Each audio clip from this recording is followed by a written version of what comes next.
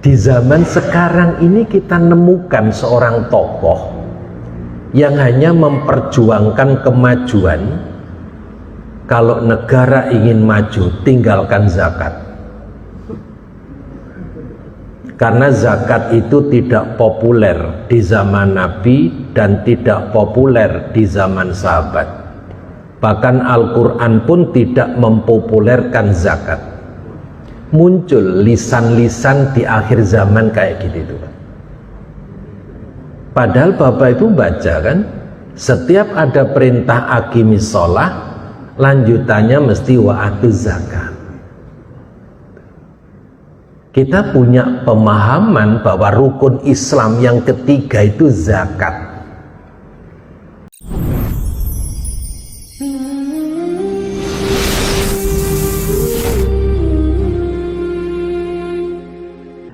Bapak Ibu jamaah sekalian rahimakumullah, alhamdulillah kita dapat istiqomah melaksanakan rangkaian ibadah di bulan suci Ramadan.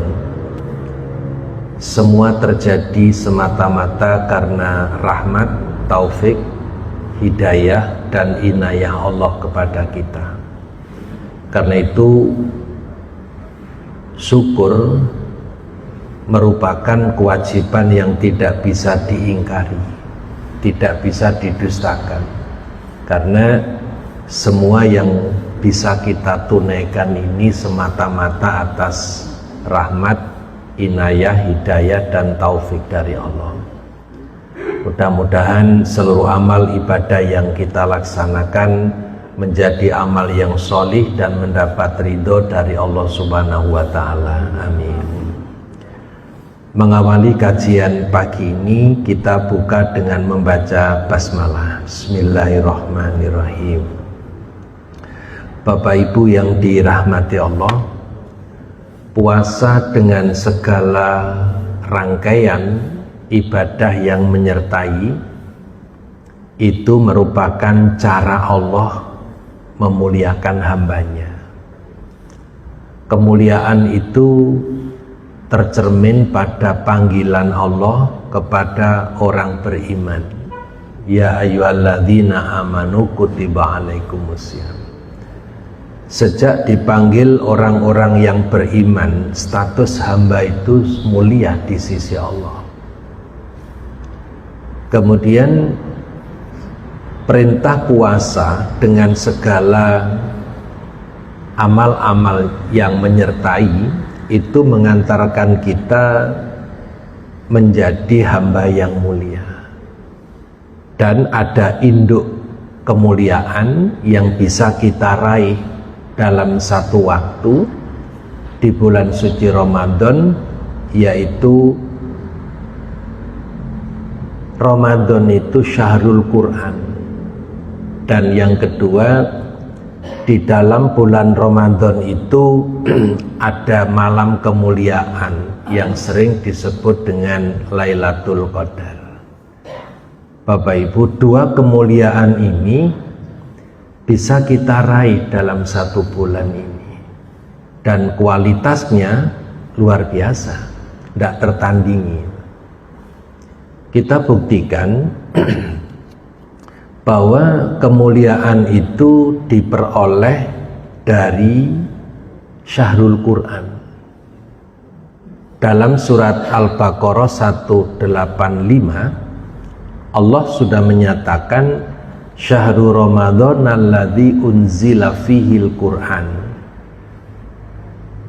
hudal linnas wa bayyinatin minal huda wal furqan. Bulan Ramadan diturunkan Al-Quran, tujuannya jelas. Ada tiga tujuan, hudal linnas, petunjuk bagi manusia.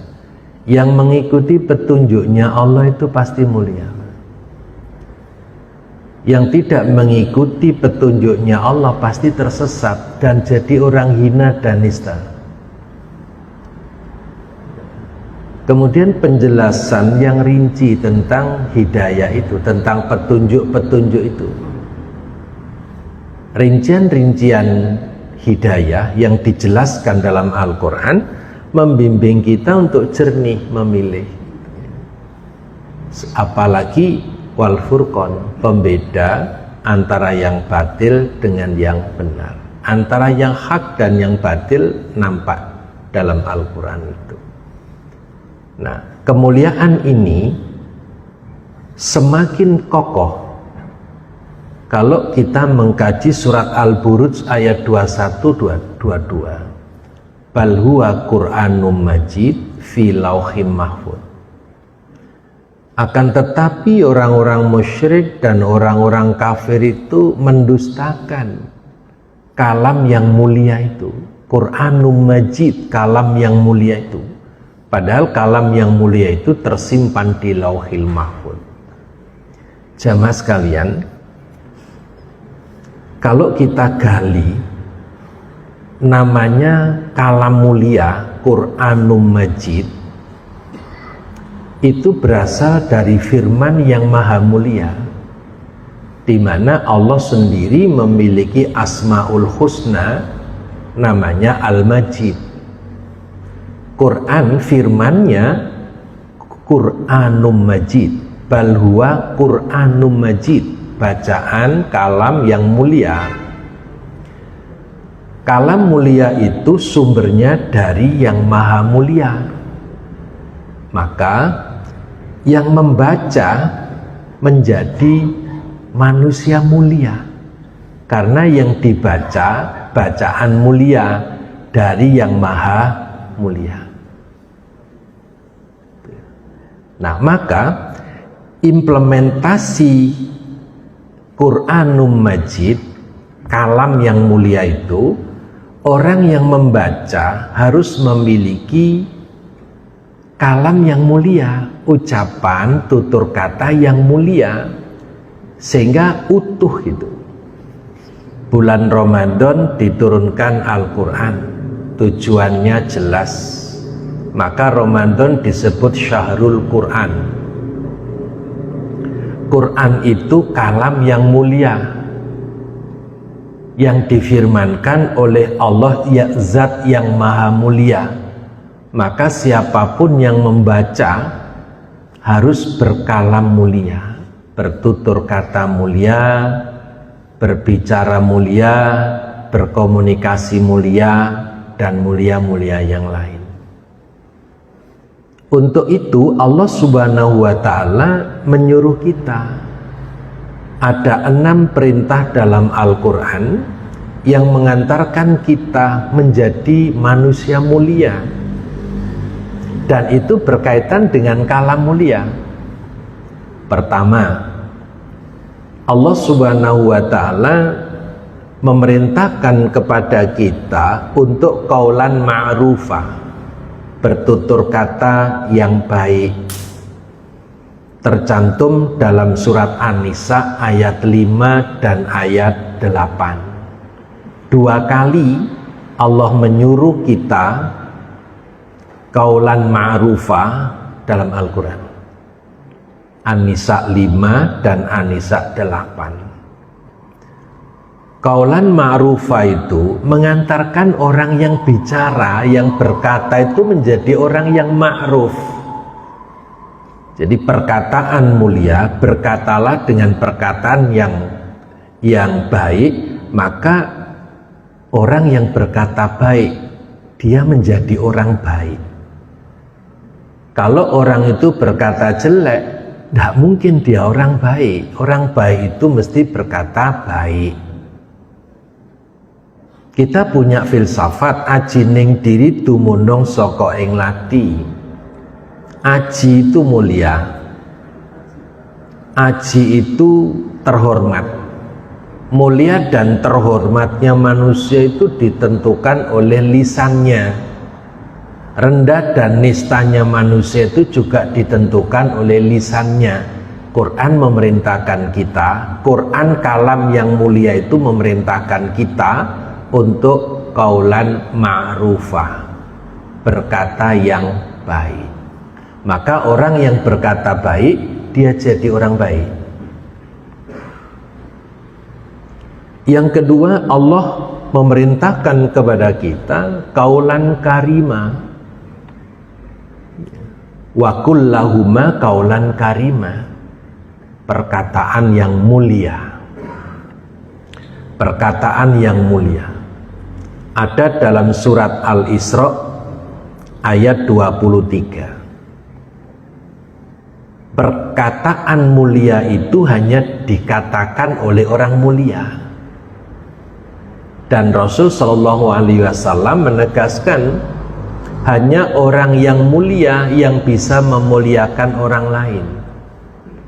Hanya orang terhormat yang bisa menghormati orang lain.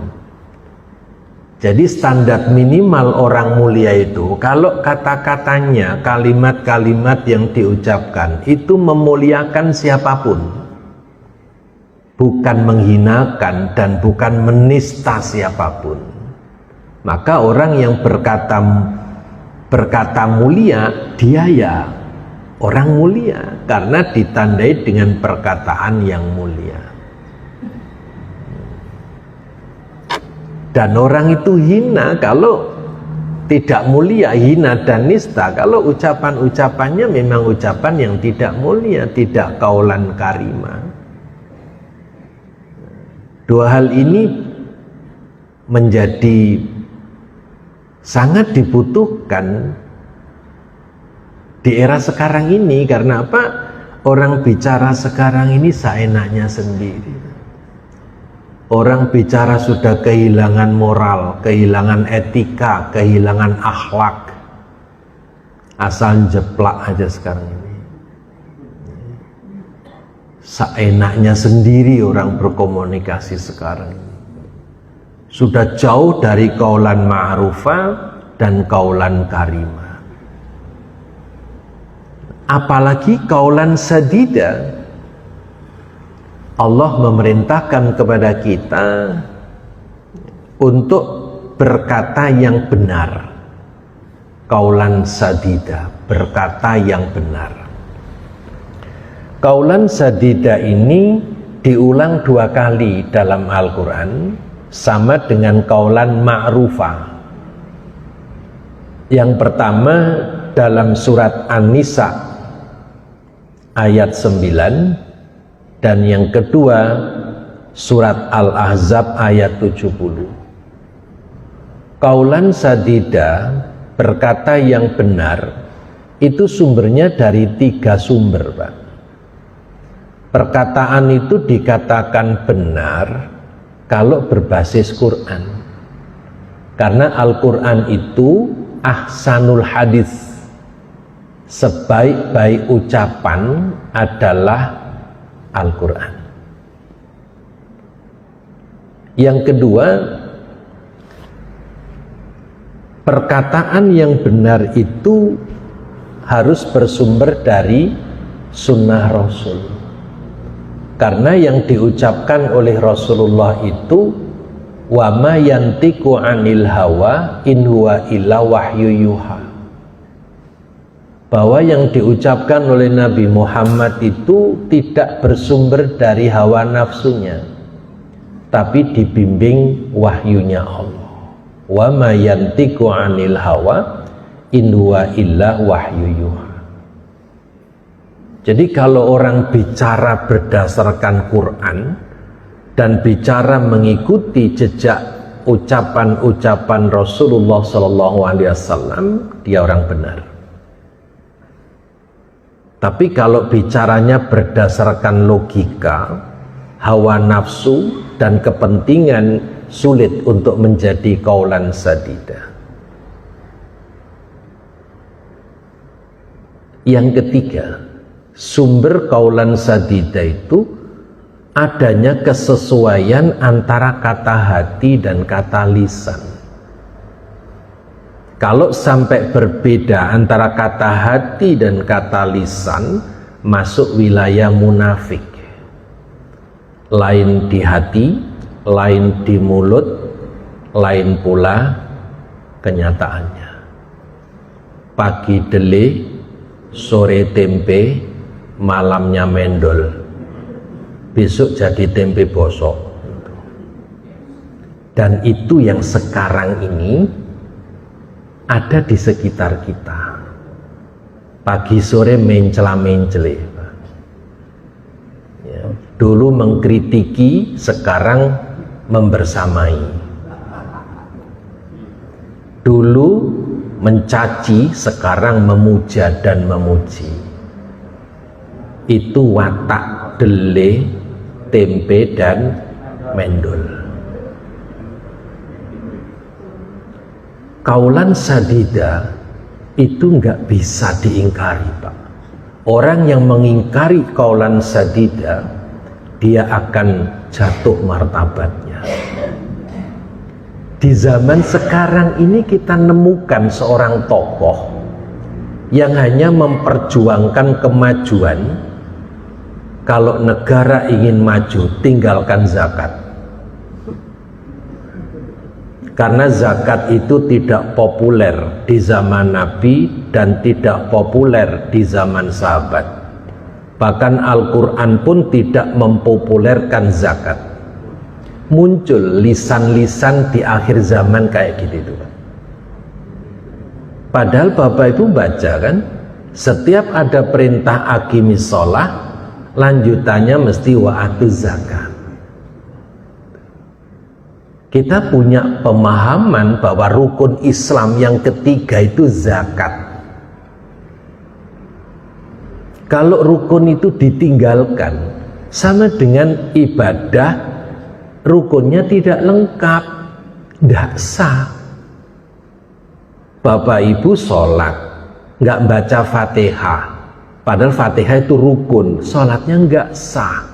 La sholata liman lam yaqra' bi fatihatil kitab. Tidak ada sholat bagi orang yang tidak membaca Al-Fatihah. Nah, maka kita diajak itu untuk meninggalkan zakat. Padahal Quran kaulan sadida sudah menyuruh kita untuk bicara benar. Basisnya Quran, bukan hawa nafsu, bukan kepentingan, dan bukan untuk mencari keduniaan. Nah, sekarang Al-Quran banyak yang dimanipulasi oleh orang-orang yang padat kepentingan. Oleh karena itu Bapak Ibu yang dirahmati Allah, kaulan sadida itu berkata yang benar, mengantarkan orang yang berkata itu menjadi benar. Orang berkata salah, ya divonis salah. Wong kata-katanya saja salah gitu. Ini implementasi Quranul Majid, kalam yang mulia, berasal dari firman Zat yang maha mulia, maka yang membaca menjadi manusia mulia, dan kemuliaannya ditandai dengan kaulan ma'rufa, kaulan karima, dan kaulan sadida. Yang keempat, kaulan maisuro. Allah menyuruh kita berkata yang pantas. Berkatalah yang pantas, berkatalah yang sepatutnya. Hidup ini harus selalu mematutkan diri dan memantaskan diri. Kata-kata yang pantas diucapkan silakan sampaikan. Perkataan yang tidak pantas jangan disampaikan. Perkataan yang tidak patut jangan dikatakan. Berkatalah dengan perkataan yang patut disampaikan. Jadi asas kepatutan dan kepantasan ini harus dijaga dengan baik. Sehingga apa? Siapapun yang mendengar ucapan kita mengakui, oh pantas itu, pantas. Karena alumni perguruan tinggi yang jelas ijazahnya, pantas, ngomongnya ilmiah itu. Jadi pantas dan patut. Kalau seorang menteri ngomongnya kayak bakul telo, itu semua orang komentar. Wong menteri kok ngomongi koyok bakul telo. Ada yang tanya, iki menteri apa preman itu? Karena ngomongnya menteri setingkat komunikasi di antara para preman. Nah, qaulan maisura itu menuntut kita agar, kata Imam Ghazali, orang cerdas itu kalau hatinya itu di belakang lidahnya. Jadi lidah yang berkata-kata itu dipandu oleh hati. Tapi kalau orang yang tidak cerdas itu biasanya bicara tanpa hati. Yang mendorong pembicaraan orang bodoh itu dari nafsu dan kesesatan.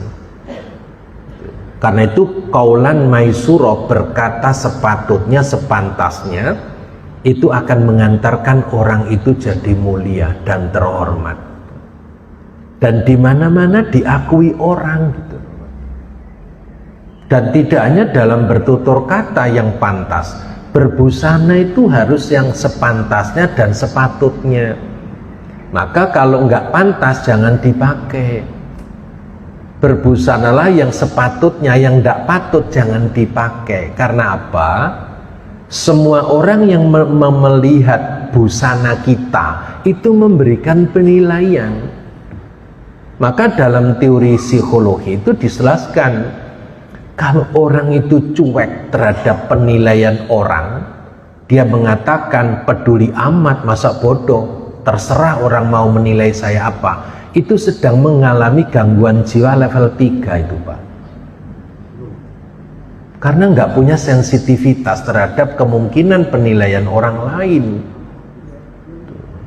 Karena itu pantas dan patut itu mengantarkan kita hidup itu normal dan standar. Berkata sepatutnya, sepantasnya. Berbusana sepatutnya, sepantasnya. Bermikap juga sepatutnya, sepantasnya. Kalau bermikap ndak patut, ndak pantas, orang komentar koyok ketoprak gitu. Ya. Ya. Oh, kalau ketoprak Jakarta enak dimakan, Pak.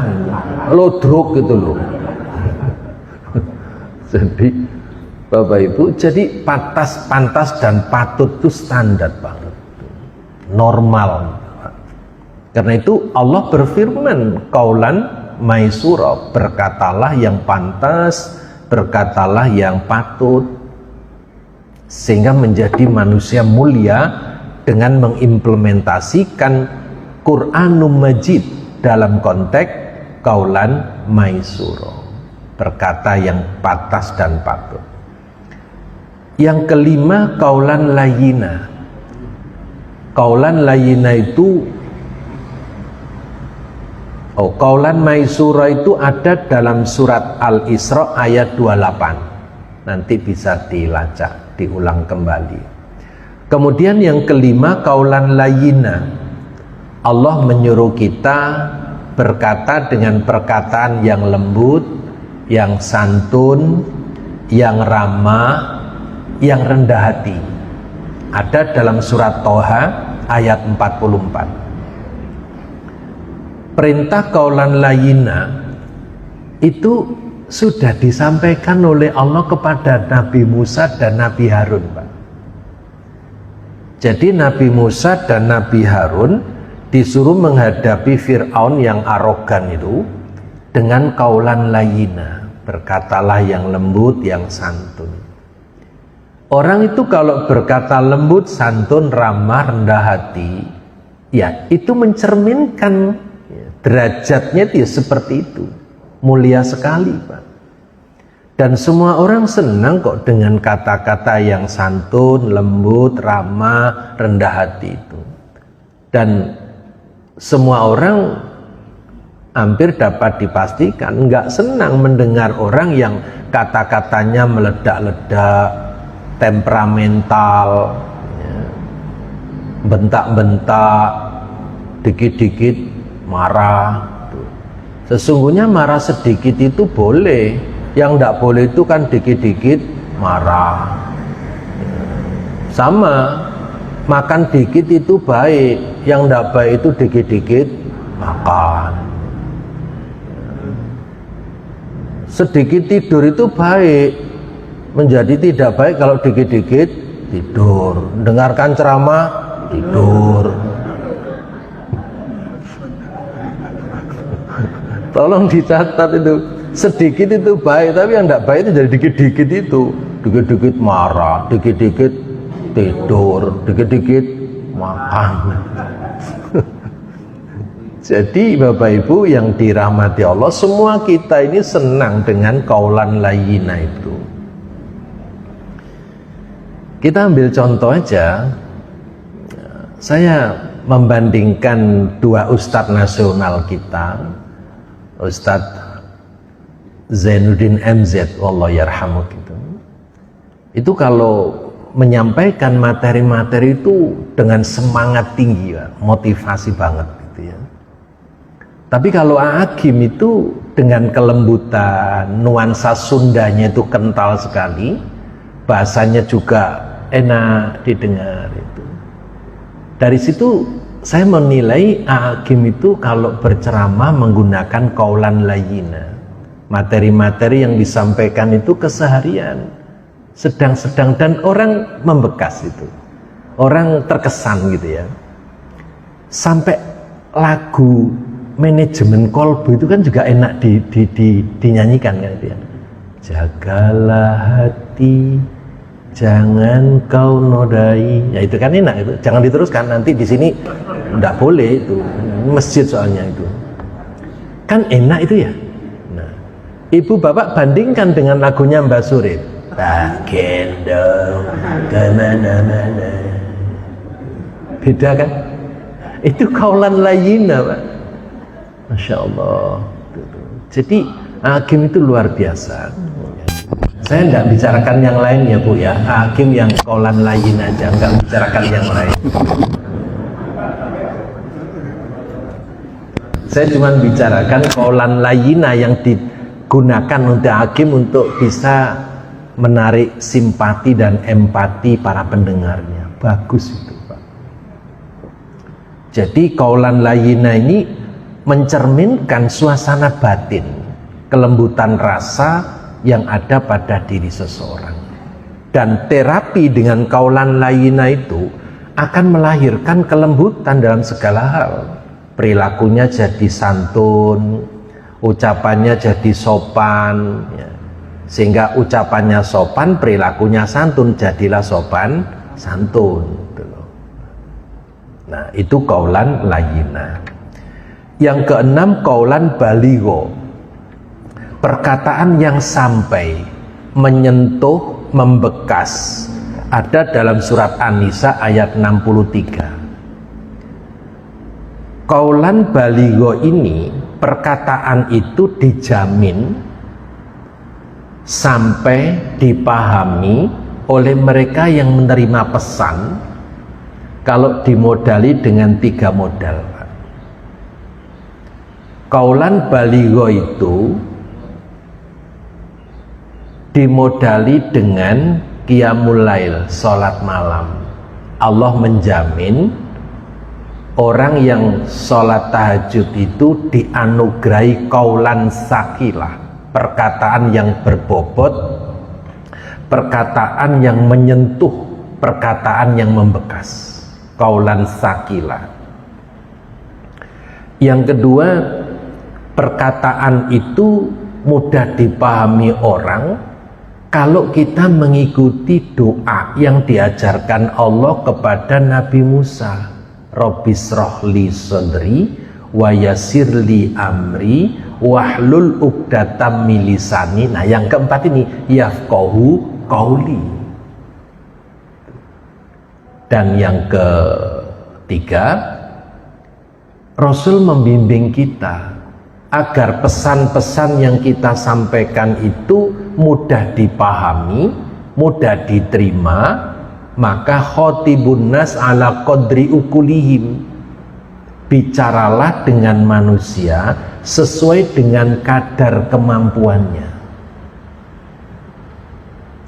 Kita bicara dengan siapa, seyogianya menggunakan bahasa apa, pendekatan-pendekatan yang kita gunakan pendekatan apa, itu penting Pak, agar tidak salah paham, apalagi gagal paham. Bicara di kalangan para petani yang level pendidikannya menengah ke bawah, jangan menggunakan bahasa ilmiah. Ngomong di depan petani berdasarkan epistemologi, aksiologi, tola-tole kayak bidu kudanan gitu. Ngomong di depan petani yang awam kok dengan menggunakan pendekatan filsafat, ontologi, aksiologi, epistemologi. Kata petani ngemenge-pelu gitu. Ngocak napa nih kah gitu. Ya. Mantu-mantu heran tapi nggak ngerti itu. Karena itu khotibun nas ala qadri ukuli. Bicaralah kepada manusia itu sesuai dengan kadar kemampuannya. Nah, Bapak Ibu yang dirahmati Allah, 3 sumber kekuatan kita untuk menyampaikan qaulan baligho, insya Allah tidak ada yang salah paham, tidak ada yang multi tafsir, tidak ada yang gagal paham, semua jadi paham.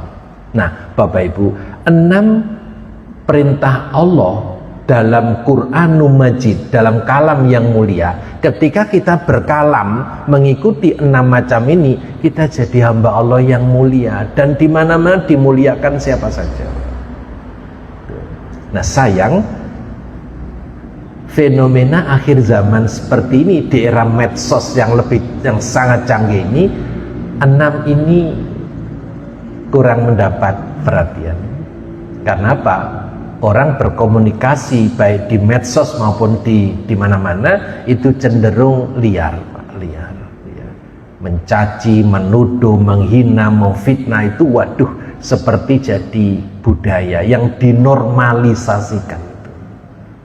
Karena itu kembalilah kalau ingin jadi orang mulia, ikutilah cara Allah memuliakan kita dengan Allah menurunkan Al-Quran di bulan Ramadan, di mana Quran itu balwa Qur'anul Majid fi lauhim mahfud. Maka kalam yang mulia berasal dari firman yang maha mulia, kalau orang membaca jadi mulia.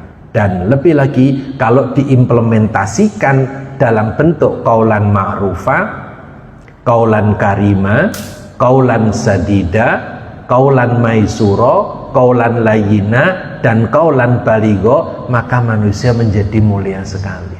Ini cara Allah pertama memuliakan hambanya. Yang terakhir, cara Allah kedua yaitu Lailatul Qadar. Di bulan Ramadan Allah menganugerahi hambanya malam kemuliaan. Namanya saja malam kemuliaan, yang mulianya khairum min alfi syahrin. Mulianya itu, malam kemuliaan itu mengantarkan usia substansial manusia menjadi lebih jauh, lebih banyak daripada usia biologis. Usia biologis kita mungkin 60, 70, 80. Tetapi khairum min alfi syahrin, usia substansialnya melampaui usia biologis kita. Itu kalau mendapat 1 kali. Lah kalau sekian puluh tahun Bapak Ibu meraih Lailatul Qadar, kayak apa mulianya umur kita. Rasulullah SAW umur biologisnya cuma 63 tahun, tapi usia kemuliaannya, usia substansialnya itu sampai hari kiamat. Karena sesudah Rasul wafat, Allah menyatakan ya, sebelum Rasul wafat itu Allah sudah menyatakan, maka Muhammadun aba ahadim mir rijalikum walaki Rasulullah wa khataman nabiyyin.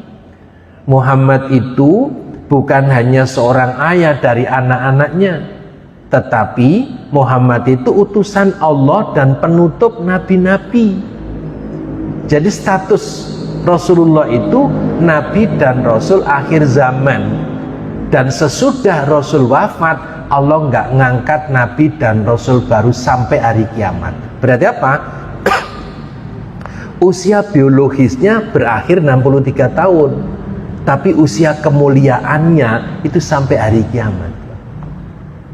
Nah, oleh karena itu Bapak Ibu yang dirahmati Allah, kalau kita ingin usia kita mulia, melampaui usia biologis kita, ya tersedia Lailatul Qadar, malam kemuliaan, dan optimis kita semuanya dapat selama malam itu kita menjadi hamba Allah yang mulia, bukan sedang maksiat, bukan sedang dosa, bukan sedang kemungkaran, bukan sedang melekan di kafe-kafe. Tapi kalau melekannya di masjid iktikaf, connect kok itu dengan malam kemuliaan. Karena apa? Malam kemuliaan itu hanya menghampiri hamba-hamba Allah yang mulia malam itu, bukan hamba yang hina dan nista. Malam yang mulia hanya menghampiri hamba-hambanya yang mulia. Karena itu Bapak Ibu yang dirahmati Allah, cara Allah memuliakan hamba ini harus kita respon. Allah sudah maha segalanya, nyediain media untuk memuliakan kita, tinggal bagaimana kita ini merespon cara Allah di dalam memuliakan kita. Saya kira ini Bapak Ibu sebagai bahan renungan untuk bekal memelihara kemuliaan kita pada 11 bulan yang akan datang. Mudah-mudahan kita diparingi sehat walafiat oleh Allah Subhanahu wa Ta'ala, sehingga bisa melaksanakan ibadah puasa sampai sempurna nanti dan menjadi bekal hidup 11 bulan sampai Allah mengizinkan kita bertemu dengan Ramadan tahun depan. Amin. Kurang dan lebihnya mohon maaf.